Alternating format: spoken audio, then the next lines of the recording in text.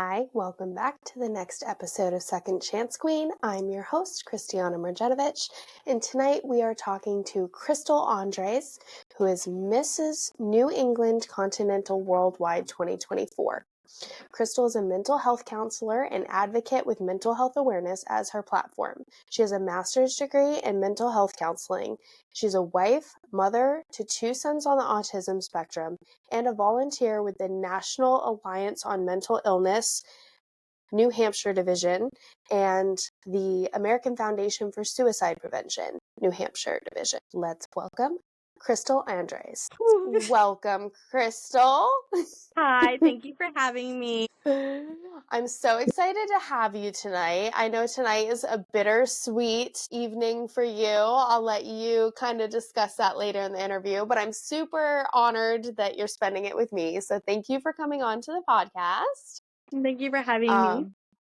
Of course. So, start to kind of kick us off, I want you to give us your most prevalent second chance story in your own words. I know you might have a couple, most people do, but the one when you hear like your life-defining second chance story and when that kicked off, that's what I want to hear in your own words. So I'm going to take you back 15 years ago to 2009. I ended up having to leave my first marriage for multiple reasons, but I was 5 months pregnant with my now 15-year-old son, and I ended up leaving the apartment behind, just furniture. Like, I took pretty much whatever I could carry and fit in my friends' cars, and I left. So I ended up couch hopping with friends. I was still going to work. I was still working on my bachelor's degree, but I was the textbook definition of homeless. Like, I was staying on people's couches, but I was essentially homeless and pregnant. And so I literally had to rebuild my life from the ground up. And if it wasn't for my friends and my family and my now husband helping me through that, I don't know where I would be today. But that story, the past 15 years, I wouldn't be where I am today if it wasn't for that situation. So you can literally start from nothing and rebuild and end up to great things. Like, I've been married for 9 years. I now have 2 children. I have a master's degree in mental health counseling, and I have a career in my field as a child and family therapist. It just goes to show that resilience and persistence and not giving up even when you feel like you're in your darkest moments. When 15 years ago, I was in a very dark place where I had thoughts of not wanting to be here anymore, but for the sake of my unborn child, I'm like, I have to go on. I can't do that. I have to go on. So, and I'm so glad I did because of where I am now. I love your story. Honestly, your story is kind of like the textbook definition of why I started this podcast. My story is very similar. Mine's only 4 years ago, so you're a little bit further into it. But I left domestic abuse 4 years ago, started over from scratch, got my own place, had to furnish the whole thing. Same thing. I had 2 boys with my ex-husband, and then I had to rebuild my life essentially in the same way that you did. And I'm now remarried and I now have another child, and life kind of flourished for me in the same way that it sounds like it flourished for you. And so that's like a huge reason why I started this podcast was I know there's a very broad spectrum of second chances. But the one that's near and dear to my heart is abuse, and being able to like tell women that it gets better, because same thing. I was like, either I'm not going to be here anymore or I need to leave this marriage. That was my, point. And so I find it ironic that you work with the American Foundation for Suicide Prevention, because I recently got involved with them and I'm doing their Out of the Darkness walk and all that fun stuff. So they're a great organization. So we have a lot of parallels. And when you were saying this episode is bittersweet, it's because I'm coming to the end of my reign and I'm taking a indefinite hiatus from pageantry. So this and the meet and greet I have with AFSP to kickstart our Out of the Darkness walk in my town where we're meeting potential walkers and giving out the swag and giving out the flyers to promote it, is tomorrow morning. So that will be my last official appearance as Mrs. New England Continental Worldwide, and my last one as a pageant title holder for the foreseeable future. So, okay. Oh, I mean, if you cry, I completely get it, because being a pageant queen, there's something really special about it. And I feel like, and I don't know if it's the same for you, but I know for me, it's a huge part of like my healing journey. And it's been a Mhm. huge part of like my self discovery after leaving my abuse. And it was like the thing that gave me my voice back and gave me my power back. So I can't imagine. I'm sure one day I'll be in the same position, because we all know pageants are like having another job and something that constantly drains your bank account. But it's sad to leave them, because it's like it's a version of you. Right. Well, this is my 7th title in 4 years. Oh And my so I've goodness. been at this for 4 years straight. And this is my second time being a Mrs. New England. So I've had like, yeah, New England, New Hampshire, and then some like smaller local ones, but it's just been a whirlwind for the past 4 years, promoting mental health awareness. That's my platform for obvious reasons. And so it's just been like, I'm like, what am I gonna do without the? Because I'm still gonna do the AFSP stuff. I'll volunteer with NAMI, so I have a Yeah. lot going on there in my career. So I'm still gonna be doing the work, crown or no crown. But it's gonna be weird not having not having the crown. That it's like an extension of your head, like you get so used to having it on Right. that when you take it off, it's like, I don't like this. Mine's Right. sitting not far from me. I have an attachment to her too, so she's right here. But with these things, it doesn't Well, work. well, like I said, when I take it off tomorrow, that will be, and it's gonna go back in the box. Well, cherish these last couple days. I can imagine that they are super bittersweet, but I love that you're still going to keep doing the amazing things that you've been doing, because it just goes to show that pageantry isn't just sparkly dresses and getting to wear crowns and doing all these fun glamorous things. It's the work we put in behind the scenes that Mhm. really makes a difference and defines us. And in one of my past, my reign I had in 2022, they said like one of your favorite quotes, and I don't do the work to get the crown. I got the crown for the work I'm already doing. I love that. That is an amazing quote. I love that. Now, you just had your nationals, We if I'm did. not mistaken. We did. Um, what was that experience like? It was my first time in this system, and I had heard really good things about it. So I had been suggested to me by a couple of the current title holders, and it was an amazing experience. I got to go to Salt Lake City, Utah. I'd never been there. I could do without the dry heat, but I met a lot of amazing people. I had an amazing time. And I had a lot of fun, and it was very well put together. Everyone was really nice.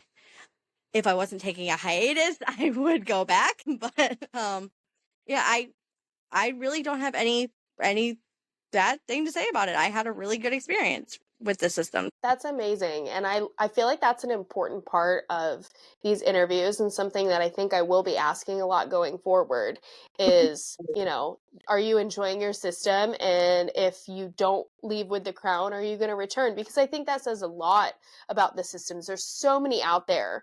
And I know like the first system that I participated in, when I got done with it, I was immediately like, I'm not going back to that system. It just was not for me. I have my opinions on it, but at the end of the day, it's all about finding the system that feels like home to you.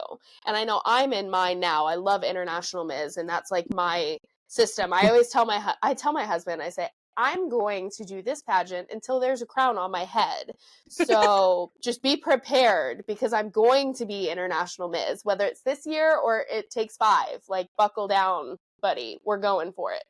So I love hearing that if you were going to continue doing pageants, that you would return to that system, because I think there's not a ton of discussion amongst pageant queens about would you return to that system? You know, nobody wants to say anything bad about any systems, but I think there needs to be a level of transparency Right. because we do invest a lot of money and time into these titles. And if you're doing it all for a system where you don't want to return to, at the end of the day, you still have all the work you did, but it's kind of like I said, this is my 7th title in 4 years. So the first couple years I did a big system. Then I did a little system, which is like the prerequisite for a bigger system. And then I went yeah. back to the big system. And then I did that little system again. I'm like, okay, I've alternated enough. You know, I'm going to try something else. And then I did a couple other smaller systems. And then I did Continental Worldwide. And I want to say I had good experiences with all of them. Obviously, if I had to rank them, I could. Yeah. Yeah, I haven't really had any super, super negative. Like, there's been some iffy stuff, but nothing super dramatic, major, you know, where I Yeah. wouldn't do any of them again. That's important. I think that's something that we definitely should talk about more as title holders, not completely trashing systems, obviously, Right, but yeah, no. you know, if there's a way to help someone figure out what the system is for them, especially like people like myself. This is my second title that I've ever held. So I did, you know, my first system immediately was like, nope, not the one for me. Right. So I'm gonna pivot and try this system. Now I feel like I've met home. And now if other women asked me, well, would you do this system or, you know, whatever, I could give a clear, like, well, this is what I love about this system. This is what I liked about this system. No, And it's helpful, especially for people coming in. and I would give people my opinion too, but I know people who have been to the same systems I have and had not had the same experience as me. So Yeah. it really, what I tell them is like, this is my truth. This is what I Yep. experienced when I competed in this system, but I can't Yeah. guarantee you're going to have the same experience. Should Yep. you try it? Yes. Are you going to have the same experience as me? I don't know. It all depends. It Yeah. all really all depends. But again, if you don't try, you're never gonna know. Absolutely. So I I like agree. I've 100%. heard stories about a lot of systems, good and bad, and so you really Yeah. gotta do your research, make sure that the system fits your ideals, and then just go from there and just try to enjoy the week, enjoy the sisterhood and whatever. And then Yeah. once you're on the stage, whatever happens, happens, and you know, leave it in God's hands, and you walk home with the crown. Awesome. You don't. You don't. You know. I love that. And I think a lot of times everybody kind of focuses on the crown. They want the crown. I mean, obviously we're all doing it because we want the crown. We're not just Right. doing it going in there hoping, "Oh, I hope I lose." You know, that's not why we do it. But you hinted on one of my favorite parts of pageantry when you just said that, the sisterhood. There is such a sisterhood with pageantry, and it connects from system to system. You know, I'm not only interviewing women that are in my pageant system, I'm interviewing women that are in all different pageant systems like yourself. And there's this underlying tone of like mutual respect for the other women. It doesn't matter what system you're in, you just respect these women because we're all at a high caliber. You know, we're all putting in work and we all understand what it takes. And so I love the sisterhood aspect of it.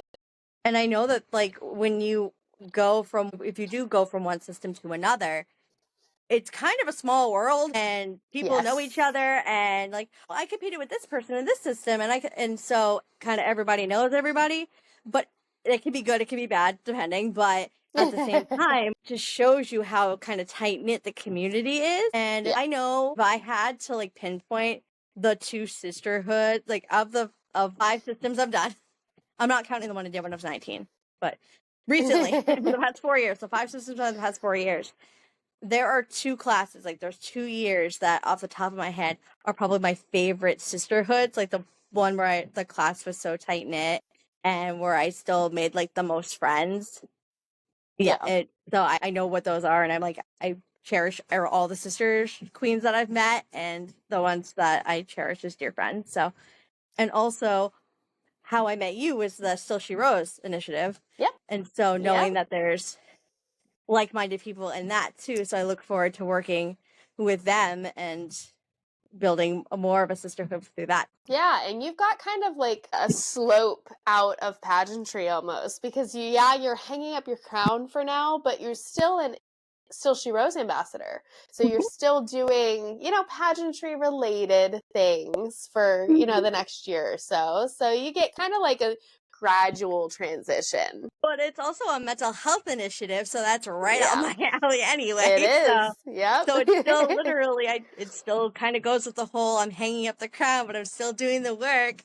So I may be a Yes. former, I'm going to be a former title holder, but I'm still doing the work, That's also a huge, I think, difference with certain women in pageantry. And not to knock anybody, but I think there's two different types of women that do pageantry. There's the type of women that really gun for those crowns, and that is, they love the glamour side. They love the crowns, they love the gowns, they love the glamour, they love the prestige of being a title holder.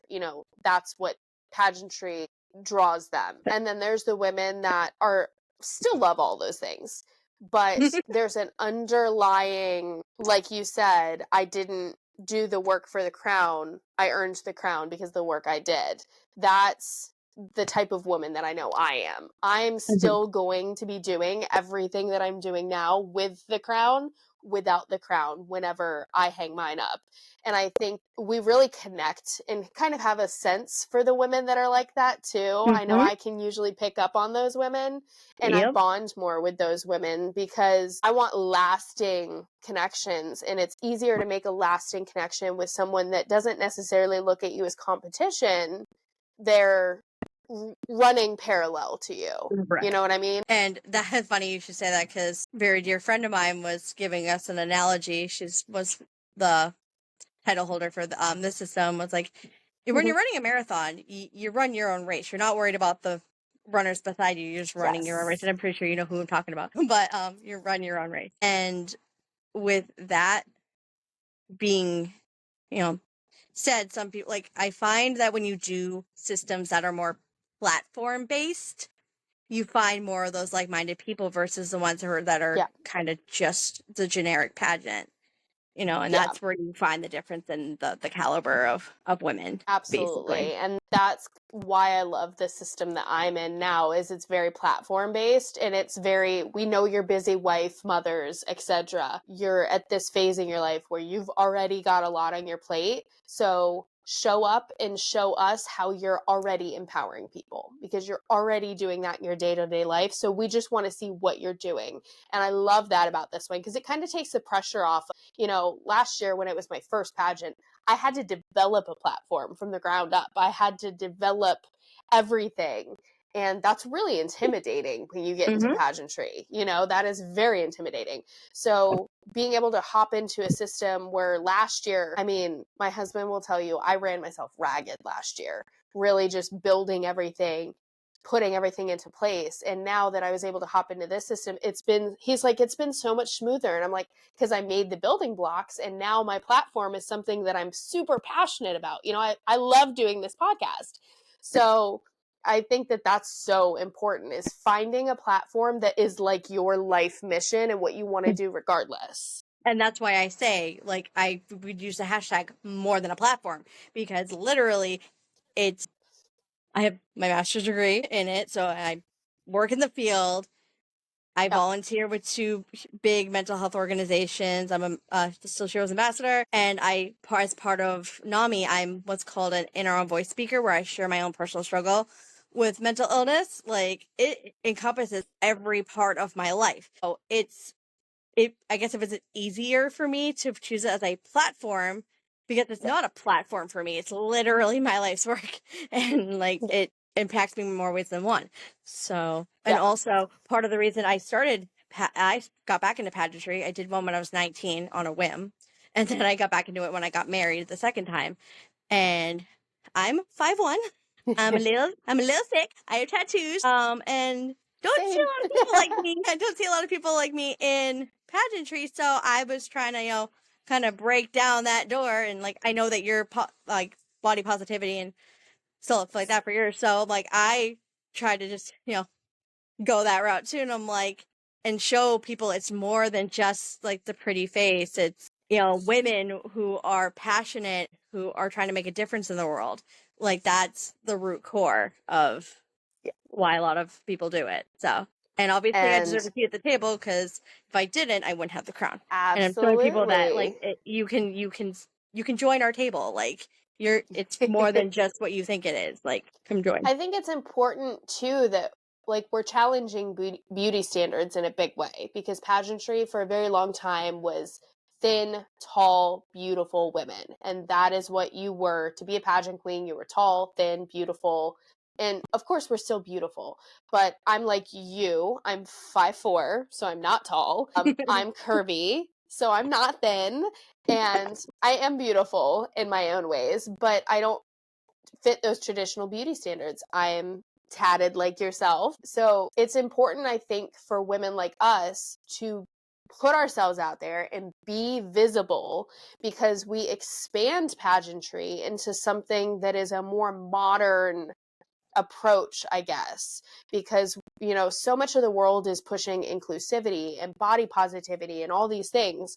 And we've kind of got to be the frontiers, the frontline women that are pushing that envelope and challenging systems to broaden to the current beauty horizons. And the beauty standards are changing. I mean, whether people like it or not, what's beautiful now and what's common now is different than it used to be. So we need to update things. And, you know, just because I'm 185, 190 pounds doesn't mean that I'm less worthy than a woman that's 130 or 100. And when I did my first pageant when I was 19, so that was like almost 20 years ago, cough, cough, I was like 92 pounds soaking wet. I guess I was still short, but I was a toothpick. But I feel better about myself now than I did 20 years ago when I was less tatted. I was thinner. I didn't have kids. Like, I was, you know, a little bit closer to the beauty standard than I am now. Yeah. I am definitely more confident, more well-spoken, care more about things, you know, and it's taken me that life journey to get there. Yeah. Am I 92 pounds? Not even close. Am I, but would I change any of that? No. Am I still trying to work on things, think like healthy diet, exercise, all that stuff? Yeah. But do I think I'm going to hit 92 pounds again? No, that's in my rear view. That's not happening anytime soon. And I know that.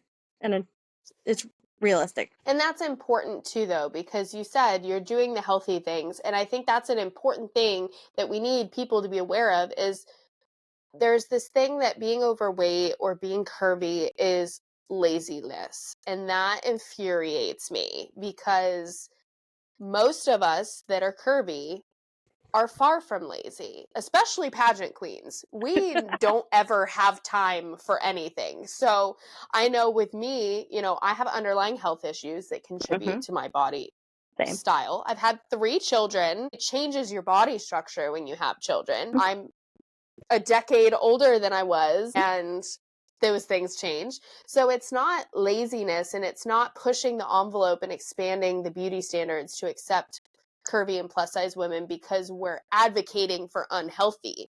We're still trying to be healthy. Our bodies are just different than other women. If you are one of those women that can have 3 kids and bounce back to a size 0, all power to you. I mean, if I could, that would be amazing. But I think part of it is accepting when you're not that type of woman and loving yourself regardless. And I can tell that you're very confident, which I love that. You know, I'm all about confidence. That's a huge part of my platform too. So what kind of advice would you give for young girls or women for confidence? What is your definition of confidence? Basically, what I tell people is that, like, it took me 30 plus years to love myself, and I don't want it to take that much time for you. And what I tell my clients, because I'm a therapist, like, you can't pour from an empty cup. You gotta, like, start in here. You gotta start with yourself, and you gotta learn to love yourself before you can give yourself anything of yourself to anybody else. And so you need to start taking time to reflect on the things you love about yourself, and like the positive affirmations and building on your strengths and things like that, and then turning inwards instead of looking outwards, and learning to love yourself, because that's when you're going to become more confident, when you feel better about yourself versus looking for external validation. Because if you waste all your time, which I'm guilty of, I spent a lot of externally looking for validation. And some people would say, you do pageants, isn't that external validation? I'm like, yes and no. Because I'm getting external validation from the judges, but I'm also doing an internal journey of trying to better myself from the last time. And like, Yep. okay, this is how I did this pageant. I'm going to try again at this one and see how I do and just continue to grow and improve. So it's incredible. But So that you just opened the door for a new question. You're helping me come up with tons of new questions. I love this. But as a therapist, part of my platform for abuse prevention measures is building confidence in younger generations. Because I believe that if we raise a confident younger generation of women, they will be less likely to wind up in situations. I'm definitely not victim blaming, but if you're low self-esteem is a huge part of finding ourselves in these situations and also not being able to get out and then having to recover. I was very insecure. I was not confident at all when I was in that situation. And it wasn't until I got out, I had to rebuild everything. And that included rebuilding myself. And now I'm the most confident I've ever been. And it's because of what I've been through and the terrible things. And now if somebody tried to abuse me, I would laugh because I'm not, no, no, not not the right today. target for Not you. today. Not Not today. today. Nope. But as part of the confidence building, I have a method that I've developed and I want to run it by you and I want to see, because you've mentioned several things in my method without me saying it. So I kind of want to run it by you and see which one of those you think is the most important point. So the acronym is SELF. It stands for self-care prioritized, because we have to take care of ourselves to build confidence, exercising your skills, practicing the things that, you want to be, practice makes perfect, listening to positivity, because there's always going to be negativity, but teaching yourself to listen to the positive, and then fake it till you make it, because there are going to be days that you maybe don't feel confident, but the most of us, I can be feeling down and then I hit that stage and the inner diva comes out of me. And when I'm on that stage, you would not know that I have any insecurities in the world. We're up there and we're bringing our A game and we're putting our best foot forward. So I like to bring that fake it till you make it kind of attitude into girls so that they know it's okay if you have moments where you don't feel confident, but pull out that inner diva and act that role, because the more you act confident and you play into that role, the more natural it becomes. Just like, practicing your skills, practicing exuding that confidence. So is there any of those that you hear and you're like, yes, absolutely, like this is the one? The therapist in me is like honing in on the practicing your skills, because that's the one thing I drive home with all of my clients, whether it's the coping skills or the communication skills or the like whatever skill that you're working on in therapy to get you to where you want to be. Like, I can lead the horse to water, I can't make it drink, and I'm not going to drown the horse. I use that probably like 3 times a day. Like, I can teach you the skills, but if you're not using the skills, I'm not going to be able to help you. You gotta, I can give you the tools. You gotta like build the house. You gotta do the work. So that one for me is probably the most important. And then the self-care comes like like they're almost tied. But the practicing the skills, you gotta, because if you're using them when you are like, I have a yardstick in my office, like it's green, yellow, then red. Red starts at about an 8. And I always say 8 is too late to use your skills. Your brain's in fight or flight. Like, lights on, no one's home. So you got to use them when you're starting to amp up. And the more you do that, you won't keep going like this and raising up, right? And you won't get to an 8. So you got to practice your skills, whether it be depressive symptoms, anxiety, and whatever it is that you're working on, that you gotta use your skills. And that makes me so happy, because every time I talk with a woman and I bring up myself, program, there's always a different answer for each woman, depending on where she's at in her own journey and, what she's working on. There's always a different one. So I've heard self-care. I've heard listening to positivity. I've heard fake it till you make it. And now this is the first time that I'm hearing exercising your skills. So I've gotten all 4 now, and that makes me so happy, because I put a lot of research into that program and that workshop, and to hear that hit is like, yes. And a lot of that, I do teach all 4 of those at some point in treatment, but Perfect. we mainly do the skill building first. Like, that's the Yeah. thing because I'm a cognitive behavioral therapist, so that's a lot of what we do is the skill building. And so that's the foundation of all the work that we do, and then the rest kind of comes with it. But yeah, that's where I'm coming from. I love that. And I think it's important too. You hit on skills in a different way than a lot of people when they hear that. Their interpretation is different. So you're thinking of skills in terms of mental, emotional regulation, those types of skills. Yeah. Whereas other people are thinking like, oh, practicing the violin or practicing whatever hobby they have, exercising those skills. So I think that's a Which can be really a coping important skill. thing. Yeah. And your hobbies can be coping skills. So again, like I said, the therapist in me can It's tied together. tie it all together in a pretty little bow.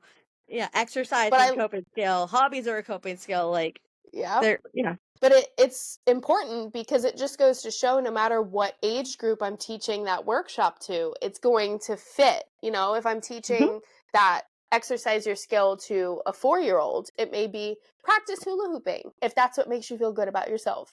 If I'm teaching it to, grown women, obviously I'm not going to tell them to practice hula hooping. I'm going to talk about, the coping skills and things like that, or whatever makes them happy. If it's hula hooping, then, by all means. But it just goes to show that it's versatile and it can fit all ages. So is the SELF acronym, is that program therapist approved? Yes, we like it. It's basically, like I That's said, basically awesome. stuff that we're teaching in therapy too. Perfect. So you heard it here first. I'm not teaching nonsense.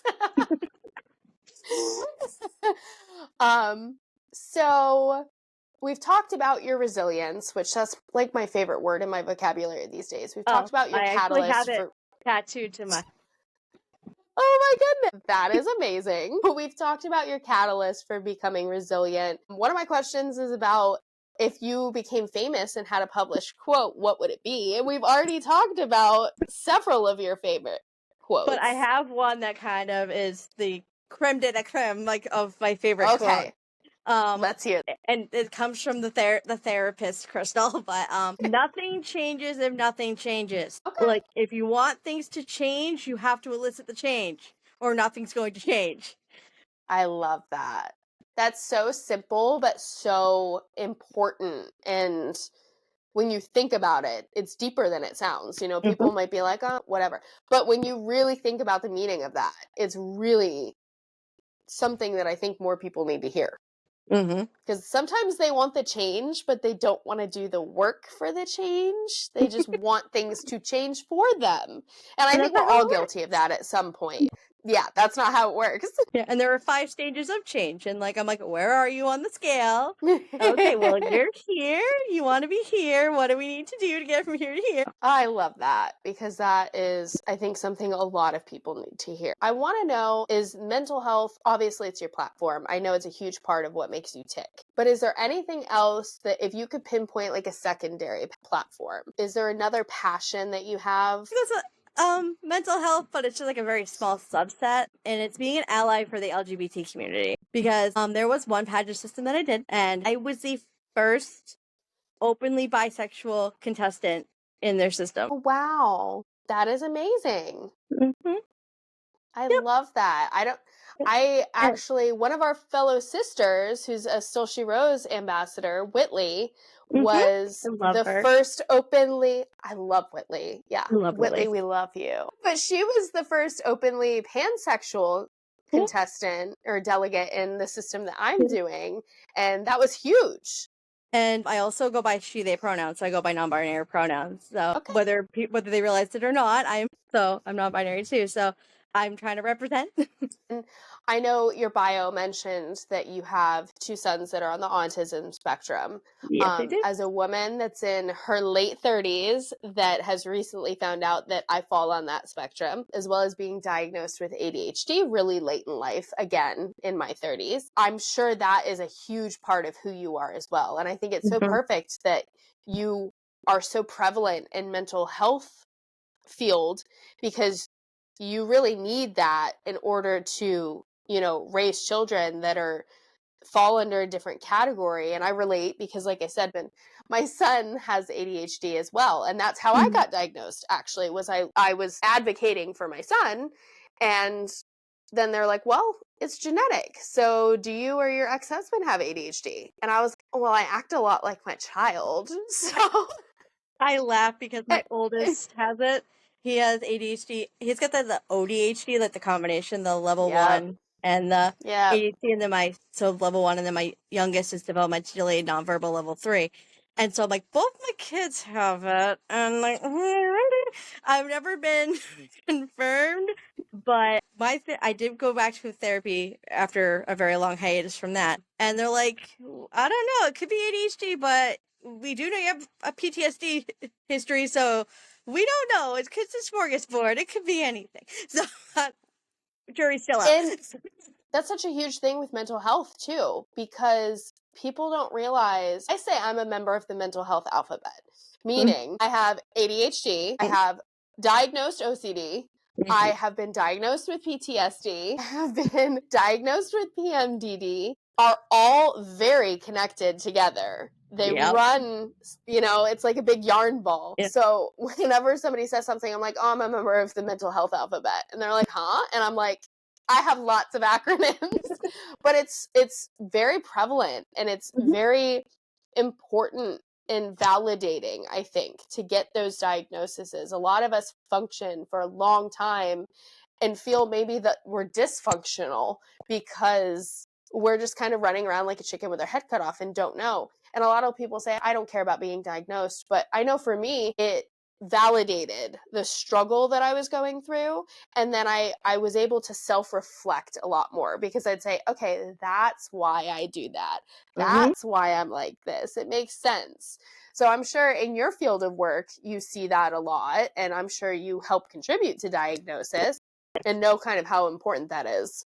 Because when I was younger, they wanted to throw the ADHD label on me, and then when they found out what was going on in my childhood, they're like, "Oh no, no, no, no, no, no!" Yeah. But it could be both, because they look very similar. Because anxiety from trauma and hyperactivity look very, very similar, especially in girls. Girls with ADHD and boys with ADHD present very differently. When those two things look very similar in girls, so again, like I said, the jury's still out, but they it could be both. We don't know. But I am who I am. We're whatever. I made it this far. But it's so important too that people know that you're more than those labels. Right. It was important in my self journey to get those labels. Other people may not care, but for me, it was important. It was validating, and it was part of my journey to understand myself and know how to best move forward as a person. But I'm more than that.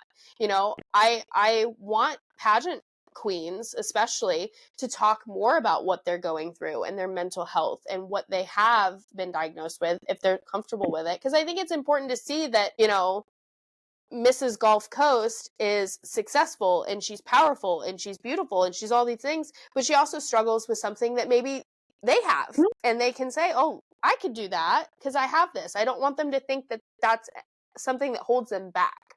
And when I work with parents, like, I'm a child and family therapist, so when I do the intake, and then I have to give them a diagnosis and intake, which, anyway, it's part of the process. When I prefer to more than one session, but anyway, long story short, I'm like, this is just a label to explain what's happening with them. It doesn't mean it's going to stick with them forever. It doesn't have to be a bad thing. It's just explaining what's happening with your child. So don't, because some people are like, oh my God, it's whatever. And I'm like, that's just trying to help us pinpoint what exactly is happening so we know how to treat it and we can move forward and help them live a, I don't want to say normal. I don't like the word normal. Fairly typical, as typical of a life as they're going to with whatever diagnosis it is. I love that. And you said something very important that I think people need to hear too, is that boys and girls with ADHD, and probably several mental illnesses, but ADHD specifically, present very differently. And I remember saw a physician at one point that told me that I could not have ADHD because I was really successful in school. And I was like, well, that doesn't sound right, but okay. So then I went to a different provider, and that provider was like, that is the dumbest thing I've ever heard. Absolutely can have ADHD. You are a girl. And we see a lot of females that have, high functioning school days, but they're still ADHD. It's different.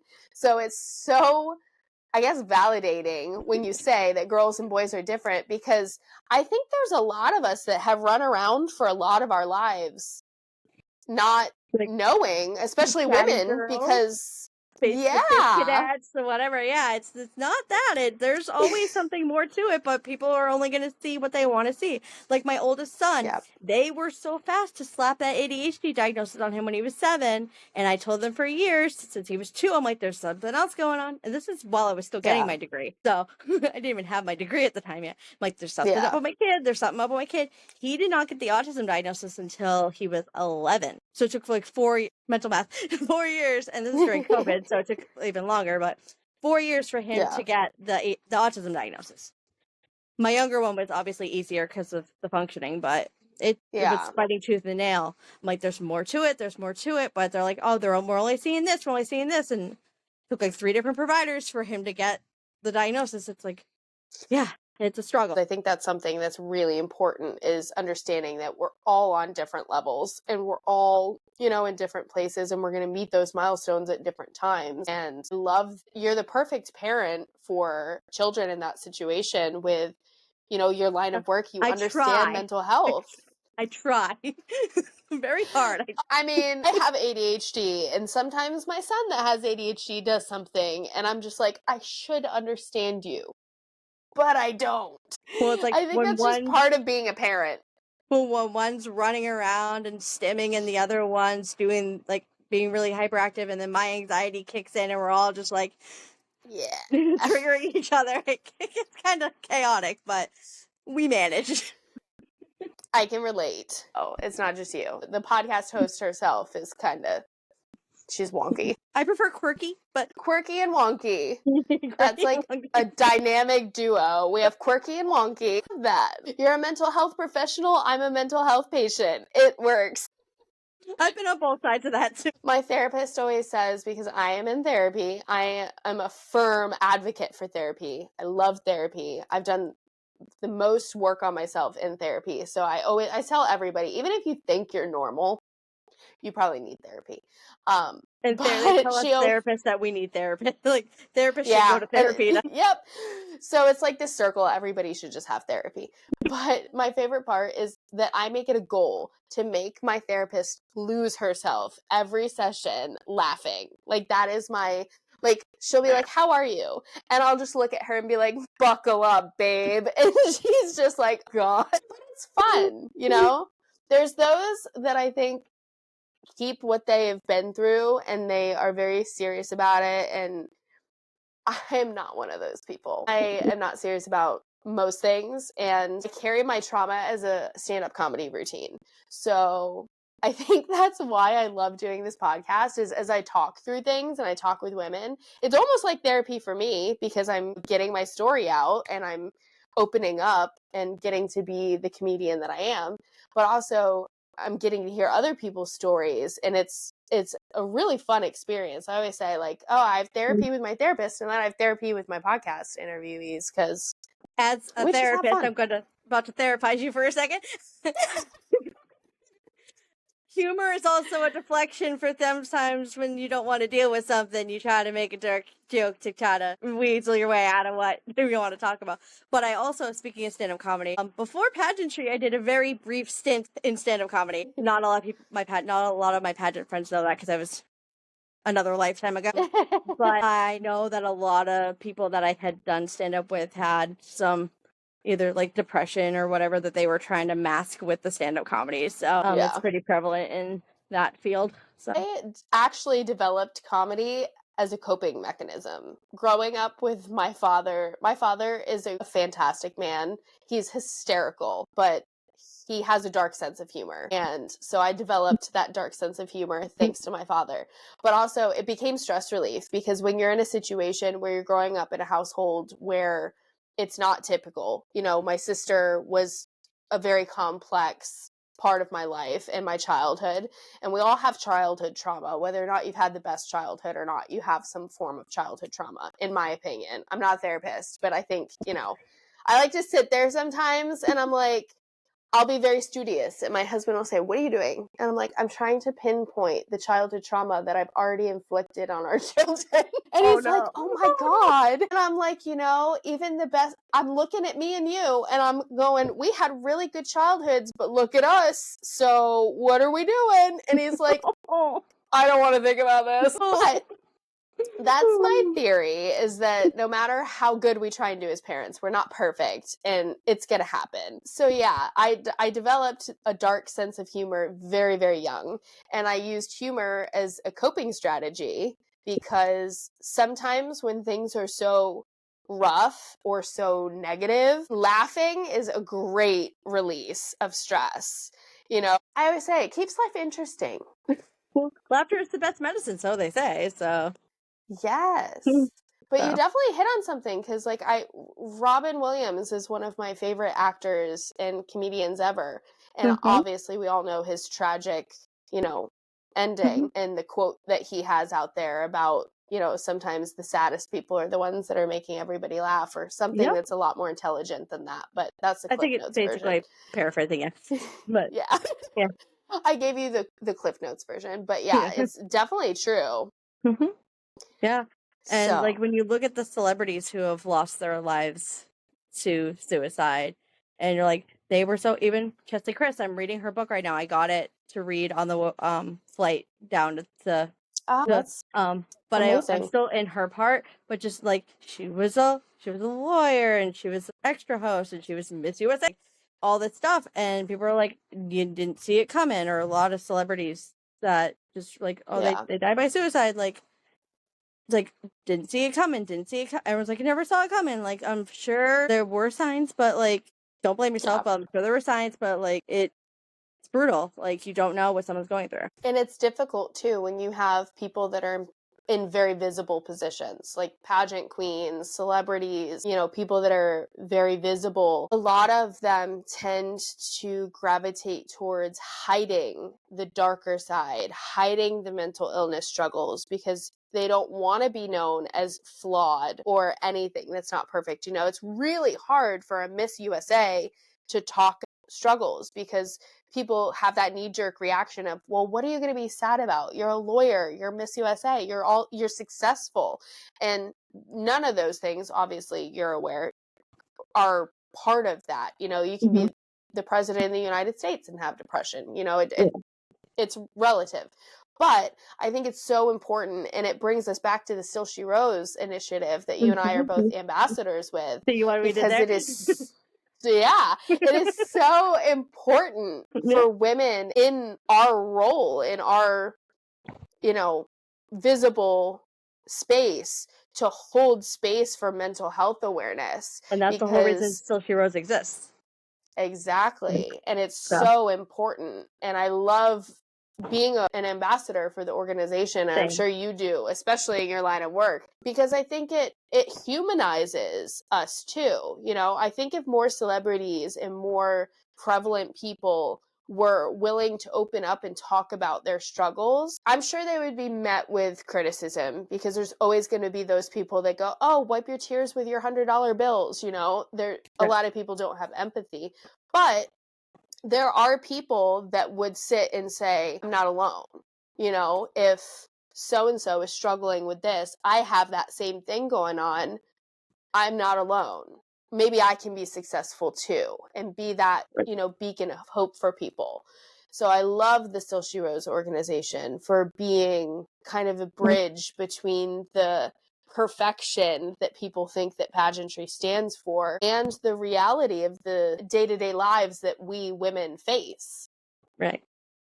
Right. And that's what we're here for. We're trying to like Yep. put a face to it and let people know that they're not alone, and that it doesn't matter whether you're like the person who's struggling with mental health issues and addiction and living in a cardboard box, or you're living in a penthouse in New York City. It doesn't matter. Mental health does not discriminate. Yeah, absolutely. And it's important too for women like you and I, who have been kind of on opposite ends of the spectrum, both coming out of abusive relationships, or not you know, your situation may have been different, but both coming out of bad marriages and then starting over completely, and then both becoming pageant queens and, you know, holding titles and being very visible and very vocal and using our story. I think it's amazing that we're able to do that, because I know I would have needed that. I could have used that when I was in that situation 4 years ago. I could have used seeing somebody say, here's my story, it gets better, keep going. You know, if I heard of an abuse victim turning into a pageant queen and winning whatever title, I would be like, okay, I can do that. That's something I can do for myself. So I think it's so special that women like yourselves are willing to come on and talk to me about your journeys, because if there's one person out there that hears your story and goes, I want to do that too, then you've made a huge impact. And like I said, like if I were to take this off, like if I were to take this stuff off and still just talk to you just as me, it's the same thing. Like same person. Absolutely. Like, so it's it takes a lot to share your story. So I definitely appreciate you opening up with that. And one of my favorite questions to ask is also self-care. I have my self-love club shirt on. And recently my self-care has been, it's usually a bubble bath, to be honest. I'm reading a book in the bubble bath right now. Like every night I like crawl into the bubble bath with my book and I read. And that just kind of like refills me. What is your favorite form of self-care? What is your go-to? It depends on the day. It's either going to the gym, which I've been slacking since I came back from Utah. I'm going to be completely honest with you. But going to my gym or sitting right where I am right now and going taking a nap. So it really depends on, or doom scrolling. I know that's horrible, but like just taking time to just either play a game on my phone or just do like some doom scrolling just to, kind of check out for a minute. But I think that's so important you said that too, because as a therapist, just to say like, I like doom scrolling, that's terrible, but I like it. It shows a human side of you that's like, you know, even somebody that is a huge mental health professional, she doom scrolls. You know, it's okay if I doom scroll a little We're bit. humans So too. Like we're not like people are like you're a therapist, you should have all the answers and put you on a pedestal. Dude, we're people just like you. We have our own stuff. We've got our own idiosyncrasies. Like we're people too. Like we're not perfect. Like you inspired me. I now know the next shirt that I'm going to wear for the next podcast episode, because I'm an ambassador for an amazing company. It's called Own Your Stigma, and they're a clothing brand. So I'm an ambassador for them, and I was able to design my own Own Your Stigma shirt. And it says blank, blank, and mental health. And mine says, I have two, but the one that I love says carbs, naps, and mental health, because give me pizza or a cupcake and a nap, and my mental health improves. Mine would so probably I say relate to the chocolate and sleep. naps. Mine would say There chocolate. you go. I'm gluten free, so the carbs aren't the same. So chocolate, chocolate naps, and that's.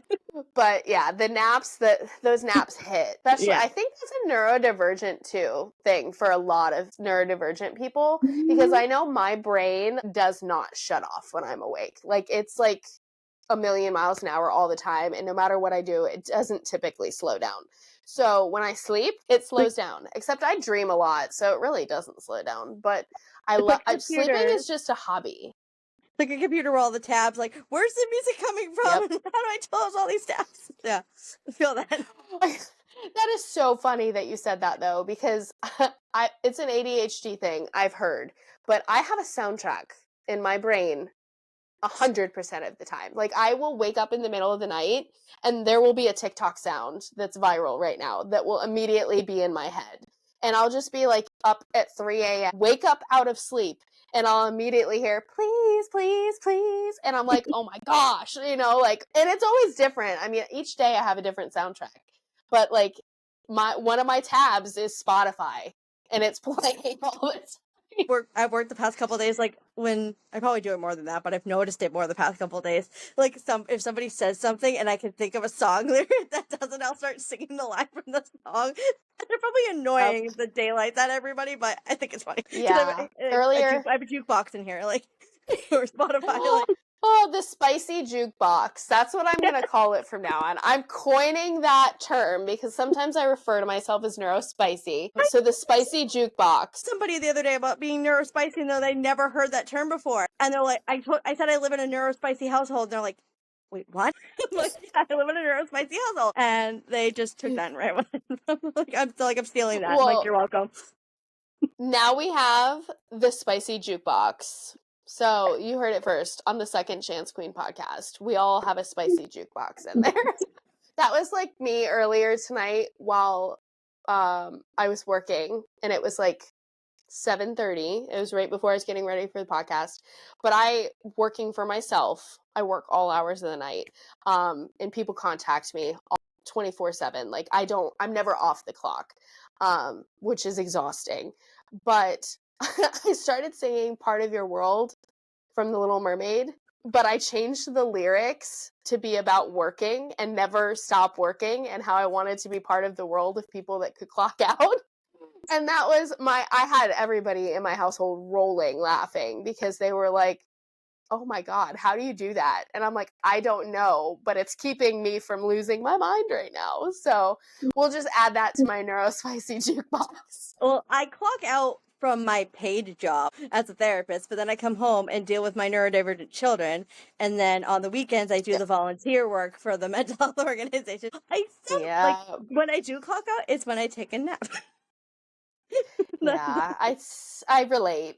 My husband, I always tell him I envy him because he has a job that he goes, he clocks in, he leaves, he clocks out, and he does not think about work while he's at home. Like it's just, while he's there, he focuses. When he's home and his brain is home. And I'm like, my brain is 100%.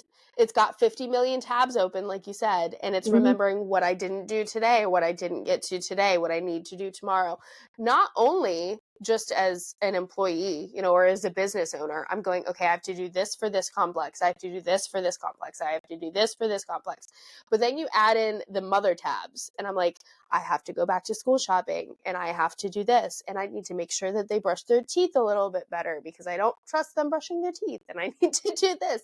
And then there's the wife tabs where it's like, I need to spend more time with my husband. We haven't been on a date in a million years, and we have to do this. And then there's the household tabs.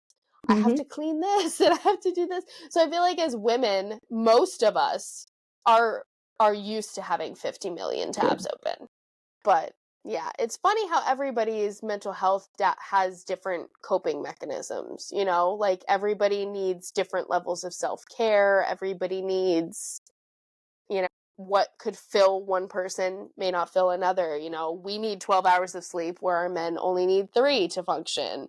It's amazing how mental health, and that's something that we should highlight, is mental health is so different for everybody.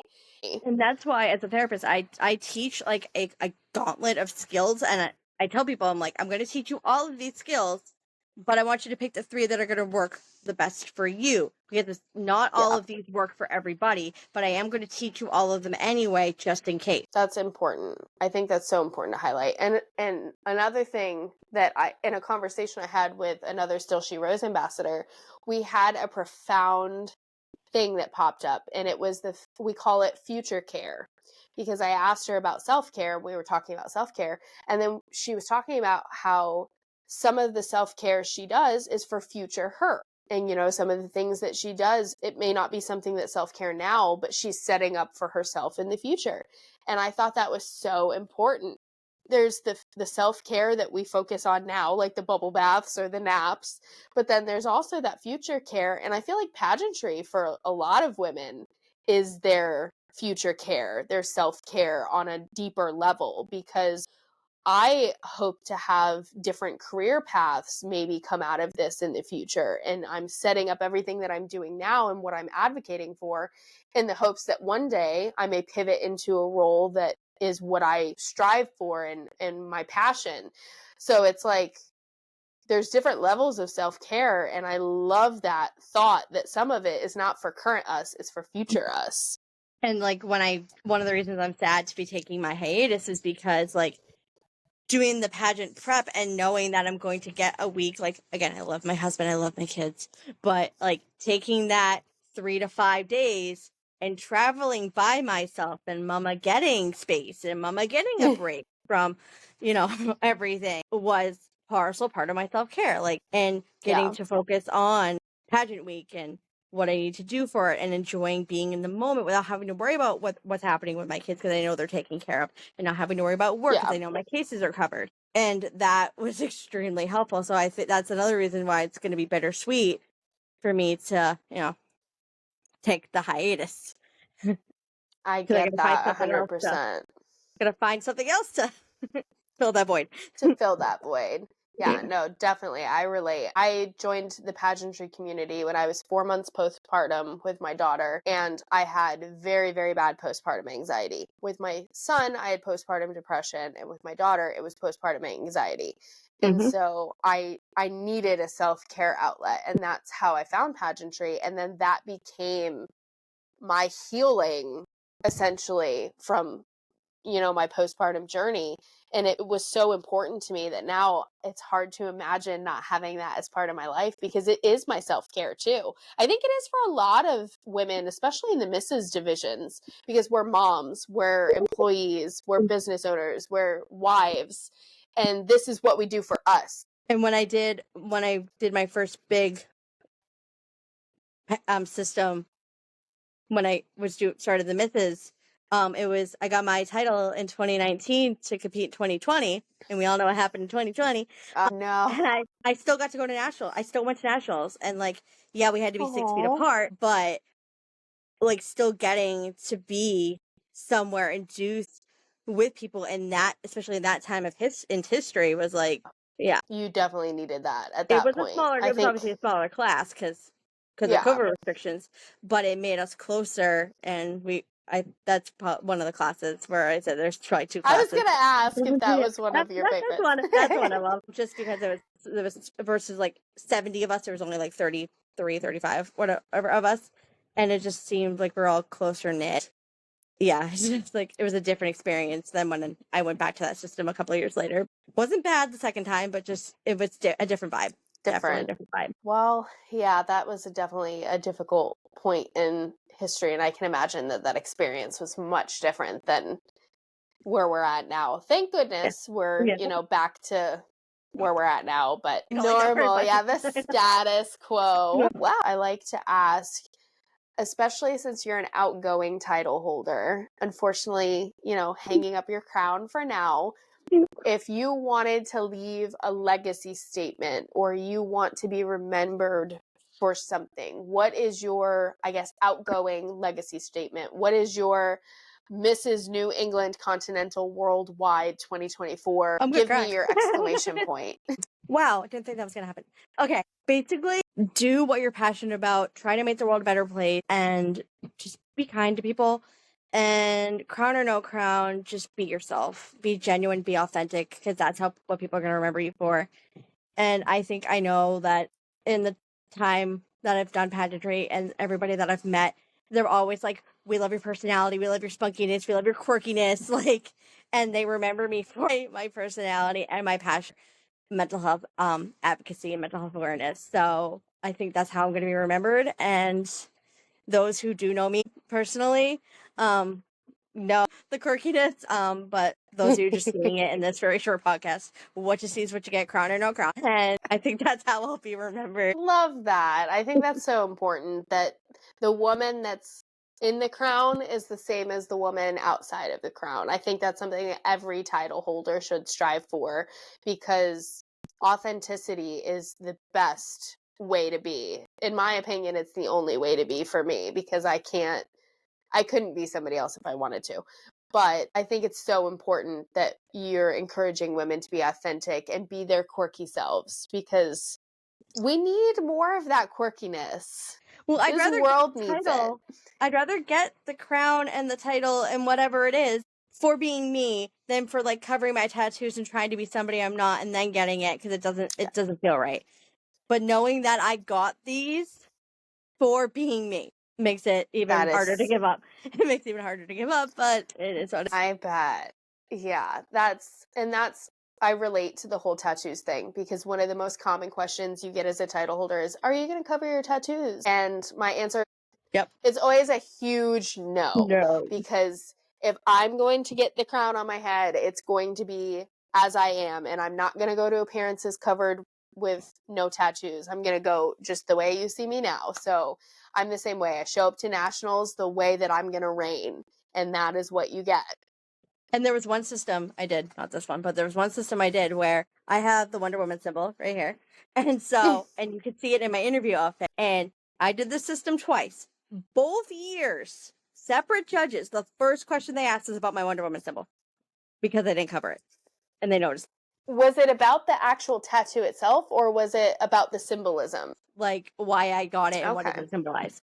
Like why I I chose to think get it. that's interesting. And I'd love to see that expand, in the pageantry community, because I mean, there's people that get tattoos that don't have meaning behind them. They just think that they look cool. But then there's people that get them that there is a story. I know behind every single piece of artwork on my body, there's a story of why that piece of artwork is there. And I love sharing those stories. So I hope I wind up with one of those questions, because take your pick. Thank you for coming on the episode tonight and sharing your insight into pageantry, second chances, and everything in between that we covered. I love how much you're doing with mental health and advocating for mental health. So I'm so glad to hear that you're going to continue working in those avenues, crown or no crown. I know this is bittersweet for you, but I appreciate you coming on and being able to share your legacy with everyone. So thank you for coming on.